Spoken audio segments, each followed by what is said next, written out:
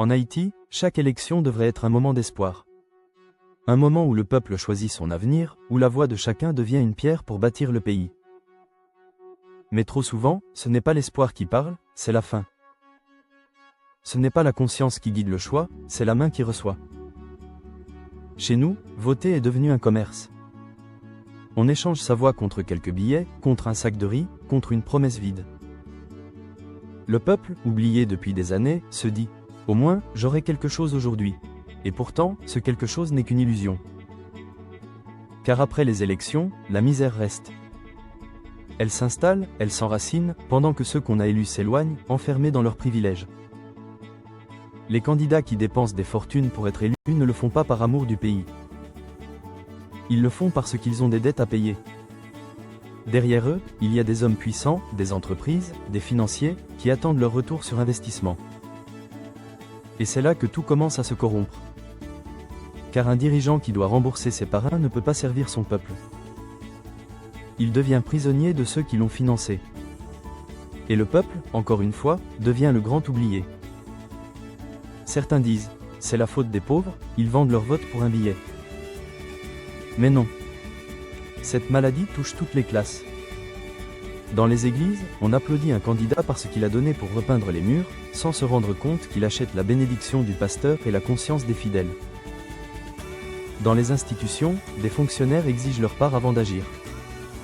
Dans le Parlement, des députés et des sénateurs marchandent leur vote, demandant des postes, des contrats, des avantages. Et pendant ce temps, le pays s'enfonce dans le chaos. La corruption n'est plus seulement un acte. C'est devenu une culture. Une habitude. Une façon de vivre. Chacun veut profiter du moment présent, sans penser que ce moment détruit l'avenir. On veut prendre ce qu'on peut, même si cela coûte l'âme du pays.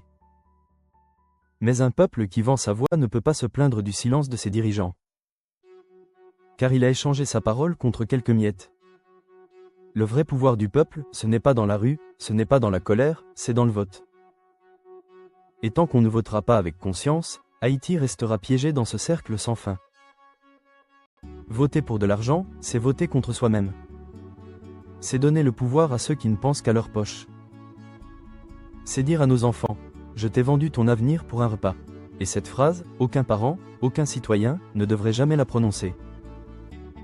Ce pays ne changera pas avec un seul homme, ni avec un seul président. Il changera le jour où chaque Haïtien décidera de ne plus vendre sa dignité. Le jour où on dira, je préfère être pauvre avec honneur que complice de ma propre destruction. Haïti ne manque pas de richesse, elle manque de conscience. Et la conscience, c'est ce qui fait d'un peuple une nation. Alors, à toi qui écoutes, ne dis pas, le pays est foutu. Dis plutôt, je refuse d'être complice. Refuse de vendre ton vote, refuse de trahir ta voix.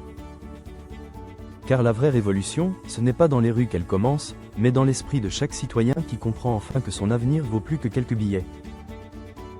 Le jour où nous aurons cette lucidité, le jour où la conscience deviendra notre arme, Haïti pourra enfin respirer. Et ce jour-là, notre vote aura un sens, notre parole aura du poids, et notre pays retrouvera son âme. Si ce n'est pas encore fait, je vous prie de vous abonner afin d'encourager le travail.